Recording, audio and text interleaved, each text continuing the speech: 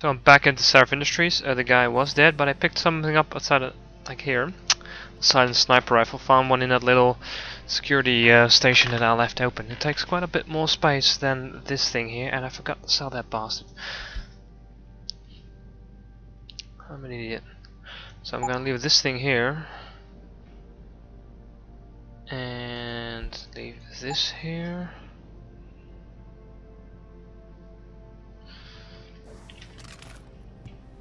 That should be fine. And actually gonna be back again because I want to sell this thing out because I'm not sure how fast this game is gonna push me forward. So another quick cut while you stare at this plant. So I'm back and we're at a different plant right now. Look at that. Alright, we're going up to Mr. Seraph's office and see I don't know why there are two objectives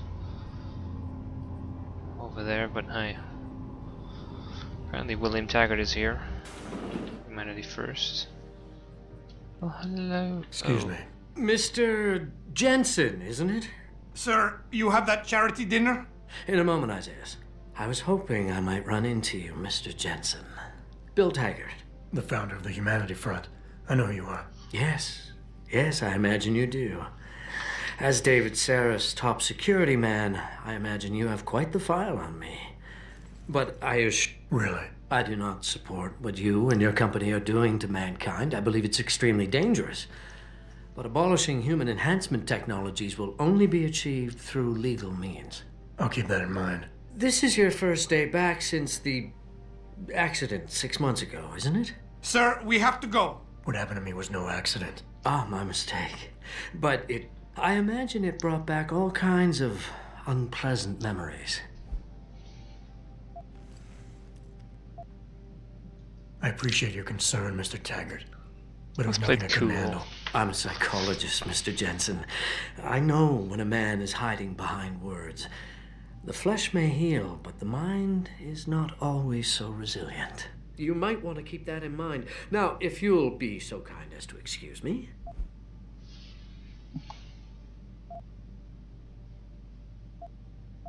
I'm curious about something, Mr. Taggart. What is it you hope to accomplish by coming here tonight? I would think that would be obvious.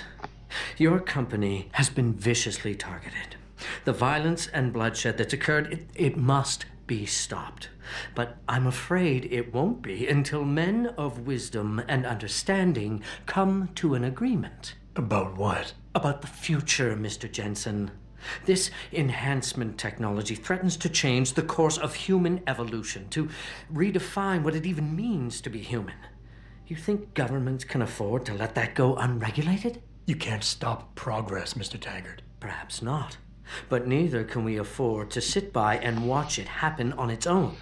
Not when we have the ability, the collective will, and foresight to influence it. I see. Thank you for illuminating me. Anytime. I'm glad we had a chance to talk, Mr. Jensen.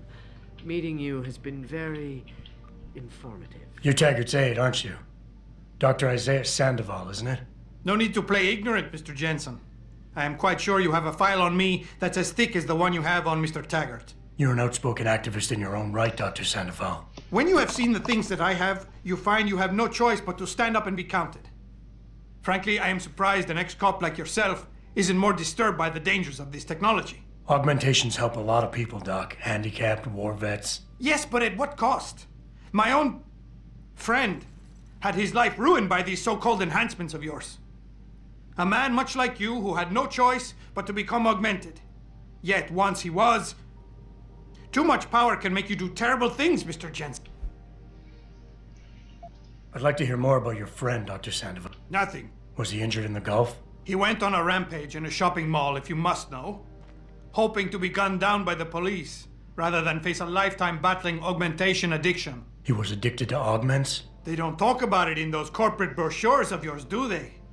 Neuroposine dependency, rejection psychosis, any number of physical and psychological ills have I'm sure the literature is out there. No thanks to the throng of corporate lawyers attempting to stop it. Your friend, did he succeed? No. Bill Taggart talked him down. Just doing my job here, sir. I'm sure you can appreciate that.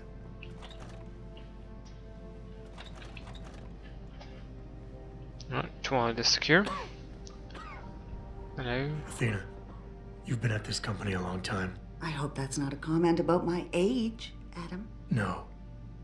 But I know nothing. Mr. Sarif has only the best interests of this company in mind, Adam. I'm not questioning that. Aren't you? I've been here since the beginning. I've seen how he built this up from nothing. He cares for his people. He truly believes what we're doing is important, and he would never do anything to jeopardize it. I shouldn't have brought it up. No, you shouldn't have. Now, if you'll excuse me, I'm busy. Ooh, pissed her off. Can I loot anything? Oh, you don't have any drawers, alright.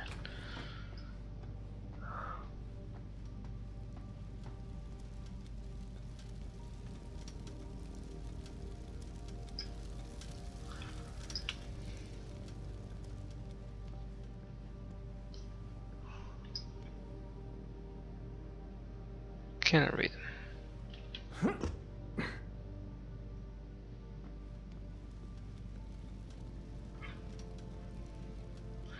This guy has a really nice office. Boss, we need to talk. Is something wrong? I'm not sure. Did you set up a private access route to bypass the company firewall right before you hired me? What? Pritchard said someone's been using it to access our system since before the first attack. The security measures he and I set in place never stopped them because we didn't even know the loophole existed.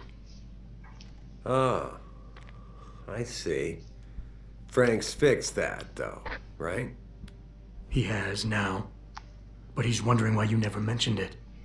Frank's paranoid, Adam. You know that. Can a busy man forget things once in a while? You streamed an awful lot of data through that portal, boss. Right before you brought me on board. Pritchard may be paranoid, but I gotta admit, I'm wondering what was in it too. Yeah, as an ex-cop, I guess you would. But the important thing is you found the hole and plugged it. We're secure now. And the information you uncovered in that FEMA facility may actually help us track these guys. So let's just stay focused on what's important.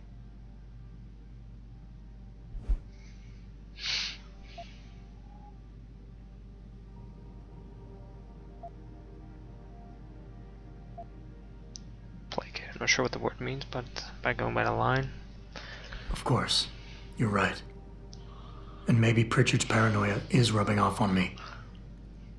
It's just that the timing seems so strange, right before you hired me. Don't you think it might be more than a coincidence? I guess I can see why you'd think that, given everything you've been through recently. But you can't expect me to tell you every detail of this company's operations every single day. We're at war here, and it's your job to protect us from enemies who try to take us down. You should have found that loophole without my having to tell you about it. You know, Frank wanted me to hire experts, an outside security firm to protect us, but you convinced me you could do it. Are you saying you were wrong?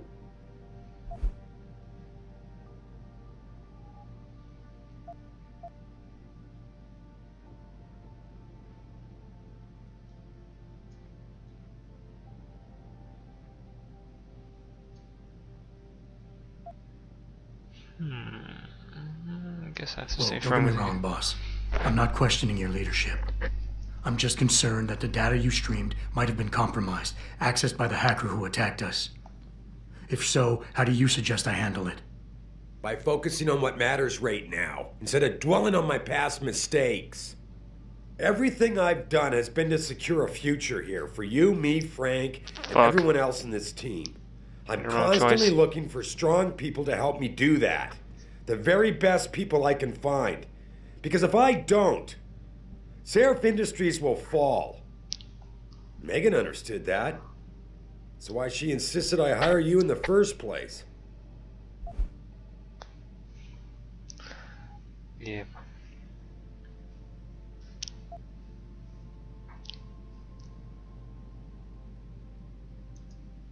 With all due respect, sir, I am trying to do my job. The job you hired me to do. The job you even brought me back in for tonight. but it feels like you're getting in the way. Oh, look at especially that. when you start bringing Megan into this. Calm down, Adam. There's no need to get defensive here.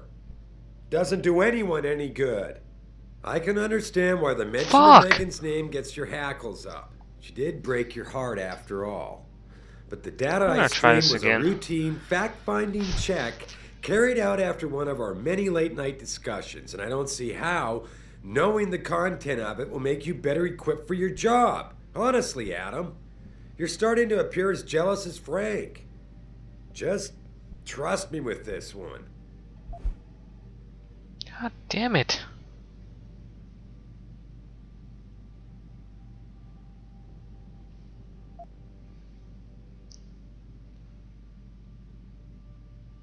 I would like nothing Sorry, better than to trust you with this, boss.